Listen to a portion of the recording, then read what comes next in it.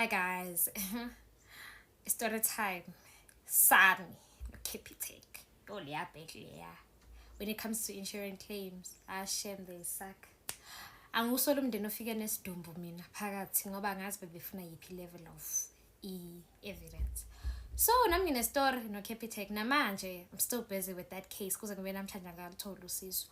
Capitec, my mom had a funeral cover or whatever insurance khona ne. So ngahamba ngiyoclaima meka shona last year and I have younger siblings, a brother and twins. Ngahamba ngayoclaima silungisela umncebo wakhe kwathiwa if you are the beneficiary the money will enter within 24 hours, but if you're not the beneficiary the money won't enter. Bazosendela the beneficiary the message ukuthi login ama banking details ukuthi money ngene again. I didn't have a problem with that. And nangempela I was not the beneficiary. Cool.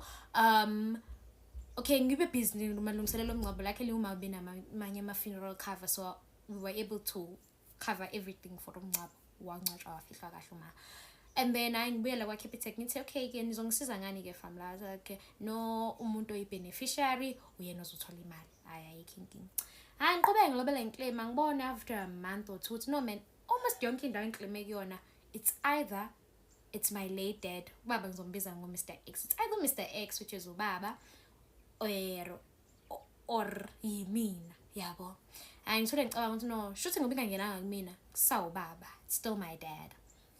Hi, ngoba ngisho ukuthi hayibo it's still my dad shuthi nakwa Capitec. Ngibuyela kwa Capitec ngibatshela ukuthi can you please check ukuthi akusiyo usibani wakwasibani bani i-beneficiary. But no sisi, we can't check that. Our policy is we can't give you the beneficiary name. That's no problem, cool, respect that. Okay, can you please check if the beneficiary has answered? Nangempela ba checker the beneficiary ayikakaphenduli ne ngasithi mina khona nizongisiza ngani. They advised me. Came back to them in January because stress manje nginabantwana basekhaya, my twin sisters, my last born, they are in university and they are currently doing their first year bobabili.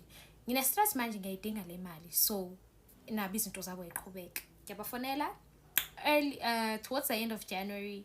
Yabo ngiyakhuluma nabo ngiyabuza ukuthi what's the way forward ke Capitec, because ngicela niphinde ningicheckele ukuthi is it not lo muntu sekaphendulile. I checked again, the person has not sent their packing details, and then I tell them 99% of the chances are it's my late dad kusawubaba Mr X yabo. Basho ukuthi no they can't check that. Ngathi ngiyanitshela nje ngiyazi mina because I've been claiming in a lot of places and umaga zamshintsha ubaba kusawubaba. Can you please just confirm that? Ngicheckela ama initials nesibongo kwaphela. Wathini uCapitec? Hawungazi. Ngathi ninamanga. Kushaw February mangena kulo February lona ngibona ukuthi ngisekhaya zine stress sama laptop. Yabo nje kusiphithiphithi, and I'm also a student myself doing my final year. Kune busy and I'm like God angazi, but you need to come through for me here. Uze ngisekhaya nazo isethi and the other one is doing computer science, so uyayidinga le laptop. To keep it hawungazi. Ngavetane ngafona, I think sometime during this week ngifone 6 or 7 umuntu olibambile ucingo lwami. Bekubusisiwe ngathi busisiwe la sisi ngicela ungifonele la headquarters. Angisafuni umuntu ozongisiza, ngifuna headquarters ngoba nabanye bangisiza ngathi bayazi into abakhuluma ngayo. Nangempela ugel asihlamba ucinga lise headquarters ithi izobuyela kumina ifone headquarters. Ifone headquarters ngathi kahle ngifuna ukuyedla le mali, what's your plan, because ngifuna usizo. I'm telling you that it could be my late dad 99% because umama kamshintshanga endaweni eningi. Ngicela nicheck ukuthi akusiyo usibani wakwasibani bani.